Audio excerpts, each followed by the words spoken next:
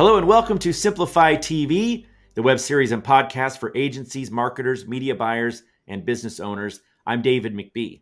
Our guest today is Dan Coughlin, Managing Director at Get Hyped Media, LLC.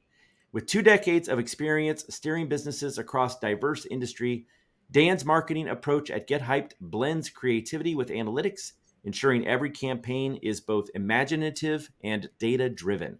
Dan, welcome to Simplify TV. Thanks for having me, David.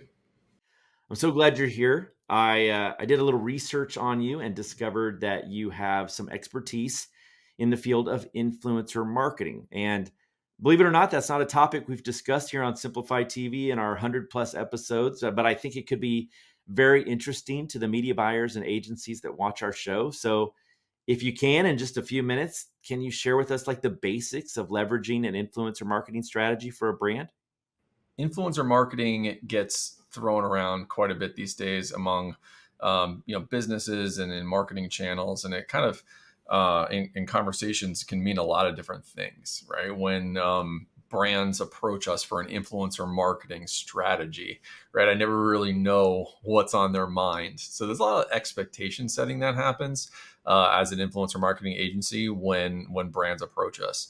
But the basics of a strategy in 2024, right? And I specify like, okay, everyone knows what year it is, right? But like a lot of the expectation that's out there in the marketing industry, specifically with clients about influencer marketing is based around knowledge that's 5 years old at best, right?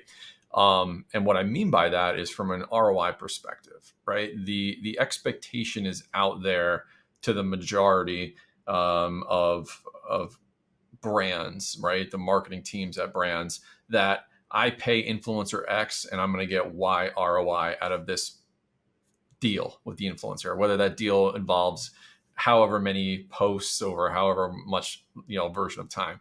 And that historical outlook and expectation on influencers in this year right now is very, very hard to actually obtain. It's hard to get influencer partnerships for a brand that are going to consistently deliver ROI. And that's just because influencer, right? It's a more competitive marketplace in 2024, right? You have in this post-COVID era, every business is trying to work with influencers online, right? I shouldn't say everyone, but it's way more popular than it was even 5 years ago. So what's that do? It drives up the demand for these influencers, right? And you're going to get, when you do, the thumbs up popped up there. When you drive up demand for something, what happens? The price goes up, and influencers know this, right? So they're getting more offers more and more often, and they're charging higher prices to do these sponsored posts, making ROI in a vacuum for influencers from the brand's perspective that much more difficult to actually obtain. If that makes sense.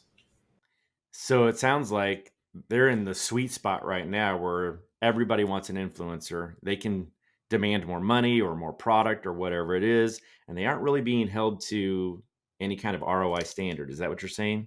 Correct. They don't have to actually hold themselves to an ROI standard because and to be fair, I'm talking about the highly desirable influencers, right? So you have this giant creator marketplace out there, $250 billion. I think I saw a LinkedIn post this week is the creator marketplace, right? And to be clear, the difference between a creator and an influencer is that a content creator on social media may not have a giant audience, but it's assumed that an influencer does have the audience. So the influencer can charge a higher rate on the market because they bring that reach and that engaged audience with them to the table when they're dealing with brands, right? But especially with Gen Z now and TikTok, you have tons of really good content creators out there, and maybe they only have 1,000 or 2,000, 5,000 followers, so they can't demand a hefty price, but they're just really great at making content that's good for ads, for example.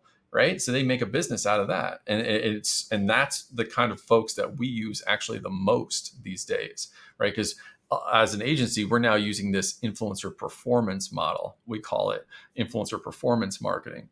And most of the performance, most of the improving the client's bottom line, like actually putting money in their pocket, it comes from, the media buying that we're doing, right? So where it's not coming from the influencer posting to their page and their audience clicking on a link and ending up on a landing page and ultimately buying a product, right? That's not how we're seeing the real results. 95% of the results from this model that we're running come from the ads, but the ads work better when you have really, really great creative. And that's what's coming from those content creators.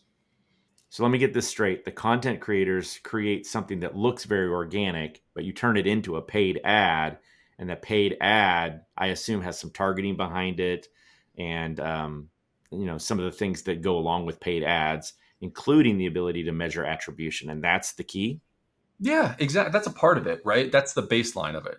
A lot of social media marketers that are doing, ads on Meta and TikTok and things like that for clients, they are aware of UGC, right? User generated content. UGC has been around forever, right? And we all get targeted by those UGC creator ads all the time of like, the attractive woman who's like pretending to make her morning smoothie or supplement drink, right? And we all know that she's not actually a customer, right? Well, most people know she's not actually a customer, right? But those ads still work better because, marketing 101, people buy from people, right? And they like storytelling content.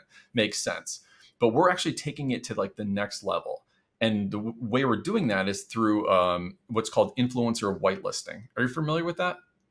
I'm not. Okay, cool. So this is a great opportunity to explain that. So when you're looking at paid social specifically, right? And say you're running Facebook ads for a client, those ads are going to run from the client's ad account. They're going to run from the client's Facebook and Instagram page, right? Obviously. Well, whitelisting is just a terminology that means you can partner with an influencer and you can, instead of running the ads from your brand account, you can run the Facebook ads through the influencer's page, right? So when you use the targeted ad and you use the influencer's creative when they were talking about your product, your client's product that they were using, right? Your targeted ad gets blasted across Facebook and Instagram from the influencer's page. So it's showing up on the influencer's handle right on the creative in the For You page or the scroll for all the audience to see. That's way more authentic and way more real looking. And it's harder to tell that it's an ad. The only way you can tell that it is an ad is that Instagram, Facebook, TikTok, they'll put a little bar on the bottom corner that says sponsored, but it's very small and it's easy to miss. And that's great for brands, right? Because it just looks like another influencer talking about something as people are scrolling through. Those whitelisted ads really knock it out of the park. Can I give you an example? Sure, absolutely. Cool. So we have a client that is a weight loss clinic, and it's a service-based business, but it's a consumer weight loss program. Awesome program, very all around like healthy eating and education around how to eat better to lose weight and keep it off long term. But they sell a high ticket 90-day program, and Facebook ads never worked for them traditionally, right? And like I'm sure a lot of people that in your audience, get approached by clients and they're like, Facebook ads don't work, especially if it's a smaller business, right? And what they're really saying is that they were never able to figure out the right strategy, because we all know Facebook ads do work if they're set up correctly, right? And the whole funnel is set up correctly. So we help. They first came to us. I think their whole goal, their conversion event, is to get someone on a consultation call, right? So their cost per getting someone on a call was around $800 to $1,000 to get somebody on a call. And we were able to get that down to like, $300-$400 by running, intelligent ads for them. But when we introduced whitelisting specifically, right, when we got an influencer to go through their program, and then we used whitelisting to target ads through that influencer's post to this client's target audience, that $300-$400 cost per call dropped down to $70. Right? Wow. It was insane. Right. So, now that's not at every single level of the funnel, right, that we're running with ads, right? But blended into everything that we're doing, top, middle, and bottom of funnel, it's really helped, so the blended costs were like he was getting less than $200 a call, right? So it's like a 5x improvement over what he was doing before. And it's just because, when you boil it down, like what is the secret sauce? Like, why does whitelisting work? Yeah, it's more authentic, but it's the storytelling content, right? And it's authentic storytelling content.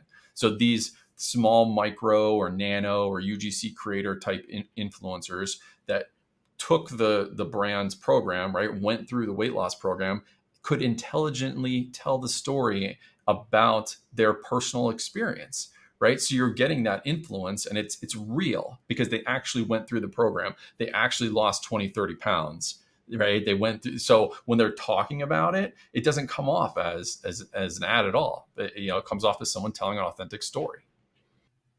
That's great. Well, this has been very enlightening. I hope the listeners got as much out of it as I did. I appreciate your time. Before I let you go, I like to ask every guest if they have a favorite podcast or a book that they feel has been instrumental in their success. Yeah, absolutely. 100%. So my number one mentor, Andy Frisella, he owns multiple businesses based out of St. Louis. He's in the supplement industry, but he has a podcast that every entrepreneur, I think any business-minded person should listen to. It's called Real AF by Andy Frisella. He's been my mentor since 2015. Listen to every episode of that podcast. It's the best podcast I've ever listened to. Awesome. I'll check it out. All right. So how can people find out more about you? Oh, you check me out on my socials. It's Dan Get Hyped, DanGetHyped.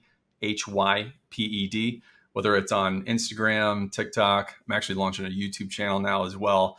It's all influencer marketing 101 type stuff. So I'll talk about what I talked about today on the show, and everything else you want to know about how to work with influencers from the perspective of businesses and from the perspective of marketers, because actually a lot of our clients are larger agencies that need help with influencer marketing. Awesome. I'll check it out. Thank you so much for being my guest today. Thanks, David. Thanks for having me. And thank you guys for watching. Simplify TV is sponsored by Simplify, helping you to maximize relevance and multiply results with our industry-leading media buying and workflow solutions. For more information, visit simply.fi and follow us on LinkedIn to be notified of our latest episodes. Thanks for joining us today. I'm David McBee. Be awesome, and we'll see you next time.